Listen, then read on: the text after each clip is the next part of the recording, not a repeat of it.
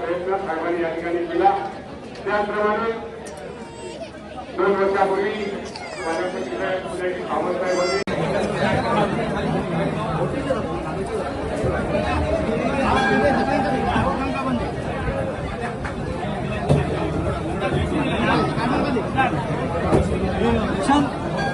खाली केले खाली आहे का ते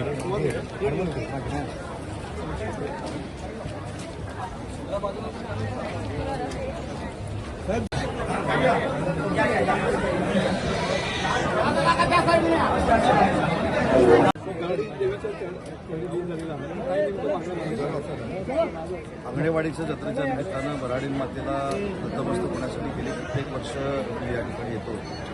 आज विलक्षण योगायोग आहे की निलेशजी आमदार झाल्यानंतर त्यांच्या समवेत मी या ठिकाणी आलेलो आहे आणि दर्शन तर घेतलंय की भविष्यामध्ये कोणावरच संकट येऊ नये ही प्रार्थना देखील आम्ही देवीच्या चरणी केलेली आहे।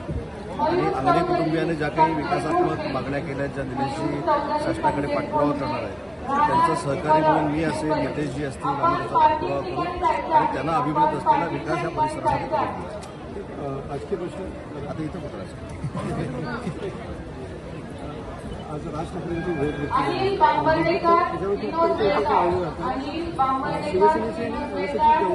तर्कवितर्क अजिबात लावायची काय आवश्यकता नाही। सुरुवातीला सांगतो की एका टेलिफोनवर माझ्या विभागाच्या विश्व मराठी संमेलनावर राजसाहेब त्या ठिकाणी उपस्थित राहिले होते। त्याच्यानंतर आभार मानण्यासाठी त्यांची माझी भेट होऊ शकली नाही। त्यांनी मला आज सकाळी 8 वाजताची वेळ दिली होती। त्यांचे आभार मानले, गप्पा मारल्या, पण कुठेही राजकीय चर्चा झाली प्रमोशनचा विषय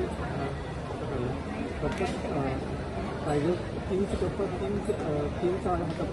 माझं म्हणणं टायगर बिगर आता इथं राहू दे, इथं जत्रा आहे, आपण नंतर उद्या बोलू ना। टायगर साहित्य संमेलन मराठी साहित्य संमेलन दिल्लीत झालं त्यावेळी शरद पवार आणि मोदी साहेबांची जवळीक घेतली, काय सांगाल? मला असं वाटतं की भारताच्या राजकारणाची ही संस्कृती आहे की ज्येष्ठ सहकारी म्हणून त्यांना खुर्ची त्या ठिकाणी ही राजकीय संस्कृती आहे। त्याचा आदर्श काही महाराष्ट्रातल्या नेत्यांनी घेण्यात म्हणून मला असं वाटतं की आजूबाजूला बसले हे ताबडतोब जवळीक झाली, आजूबाजूला बसले आणि ताबडतोब काही आता ताबडतोब उद्या परवा काही वेगळं घडेल असं नाही।